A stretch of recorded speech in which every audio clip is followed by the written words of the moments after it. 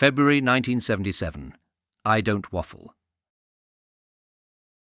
February 1977 saw the revival of Alan J. Lerner and Frederick Loewe's musical My Fair Lady close at the Lunt-Fontanne Theatre in New York City, after 377 performances.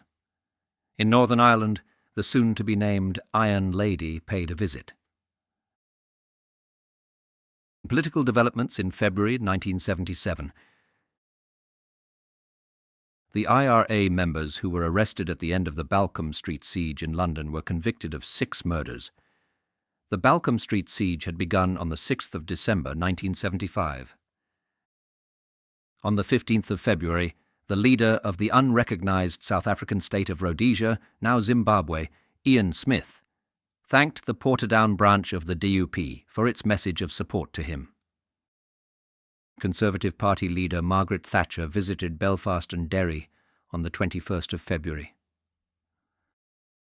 On the 24th of February, the Secretary of State for Northern Ireland released a press release regarding Harland and Wolff. Harland and Wolff share the problems facing the shipbuilding industry in Great Britain, and measures comparable to those announced today by the Secretary of State for Industry will be required to deal with it. Government recognises that the company, like its counterparts in Great Britain, may need to be assisted to obtain orders, and the government has already committed £60 million to the support of Harland and Wolff. The Department of Commerce and the company are in close and constant touch on the subject of fresh orders. To the extent that it is necessary to face contraction of the industry, arrangements comparable to those to be introduced for Great Britain will apply in Northern Ireland. Likewise, government will continue to pursue vigorously its efforts to expand employment in Northern Ireland, so that the skills of any who may become redundant are not lost to the Northern Ireland economy. The company is also exploring, with the active encouragement of government, all possible opportunities for diversification. On the 28th of February, Secretary of State for Northern Ireland Roy Mason made a speech at a luncheon for representatives of Northern Ireland's weekly newspapers at Stormont House. He addressed the current political landscape. Within the past few weeks, I have had the opportunity to have further talks with a number of the principal political parties in Northern Ireland. I thought it would be useful to review the situation as I see it. Since I took office in September of last year, I have encouraged local political parties to seek common ground on which devolved government could be built in the province. Those of you who know me, and that I think means most of you, know that I don't waffle.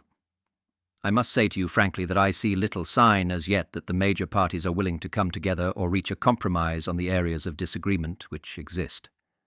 I find it regrettable, but it is a fact that constructive discussion among the political parties appears for the moment to have ground to a halt. Over the years there has been movement on all sides. I believe that the majority of the people of Northern Ireland would like to see that movement continue. The parties and the people of Northern Ireland wish to see the return of a regional government to the province. Perhaps not enough credit has been given for the efforts which have been made by the parties to arrive at some common ground. Certainly neither of the main groupings gives the other enough credit for concessions or even gestures. The SDLP have shown that they are willing to work within the framework of Northern Ireland as part of the UK. The unionist groupings have offered a far greater possibility of minority participation than, for example, in 1969.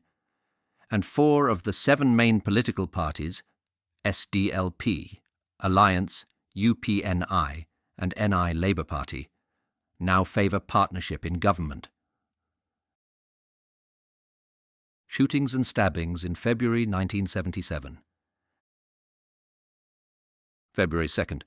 Managing Director of the American DuPont factory in Derry, Jeffrey Agate, 59, was shot and killed by members of the IRA outside his home on Talbot Park in Derry.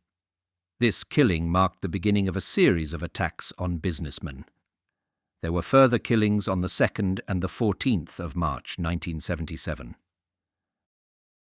February 3rd.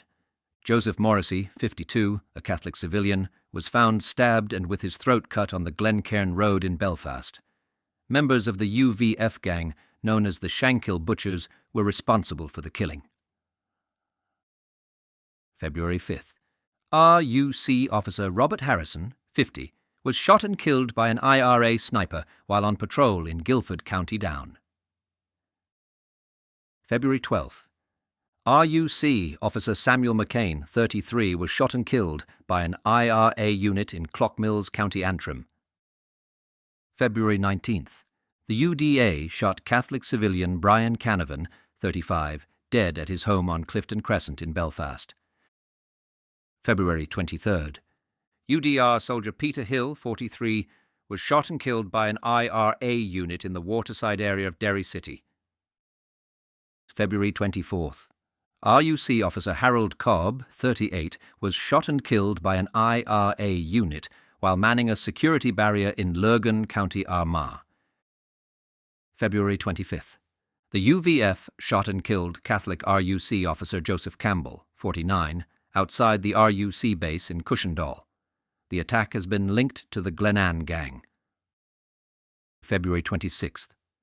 Robert Mitchell, 68, a justice of the peace, was shot and killed by the IRA at his home in Newry. February 27th. Ex-British soldier John Lee, 35, was shot and killed by the IRA outside the Crumlin Star Social Club in the Ardoyne area of Belfast. Bombings in February 1977. February 4th. The police in England uncovered an IRA bomb factory in Liverpool. February 27th. UVF members James Cordner, 23, and Joseph Long, 35, were killed when a bomb they were planting exploded prematurely on Exchange Street in Belfast. Thank you for listening to this episode of Tales of the Troubles. If you liked it, please like and share with like-minded people, as this helps me massively to reach new listeners. Stay tuned, click the follow button, and enable notifications so that you don't miss the next episode.